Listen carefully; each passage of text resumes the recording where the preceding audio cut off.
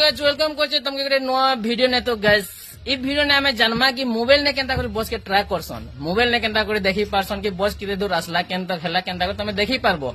तो सेटा जानमा हमें तुमके केन कंडक्टर के फोन करबा नहीं पड़े कि केन ड्राइवर के फोन करबा नहीं पड़े हला। तमर मोबाइल ने तमे देखि पारबो कि बस केनता आसला ना केन गांव तक हेइछे और से हिसाब से तुम आराम से बस के वेट कर पारबो। तो चलो केनता देखो वीडियो के लास्ट तक देखो, लास्ट तक देखले तुम जानि पारबो। पहला तो ओपन करबो तुम मोबाइल स्क्रीन के और प्ले स्टोर के जाई करी इने सर्च करी पगाबो ओएसआरटीसी आपके छेबार इने देई परथिबो 12 एमबी रहचे 12 एमबी के तुम डाउनलोड करी पगाबो। गुटे 2 मिनिट में डाउनलोड हे जिबा। तो डाउनलोड हे सारला परे ताके ओपन करी पगाबो। ओपन करी सारला परे किछि एंता प्रकार इंटरफेस तले देखो चेंज लैंग्वेज अछि। तो तुम चेंज लैंग्वेज ने टच कला परे राइट साइड में गुटे माय अकाउंट अछि तले। तो सेटा टच कला परे तुमके 2 नंबर ट्रैक बस लगा छी। तो ट्रैक बस टच करी पगाबो।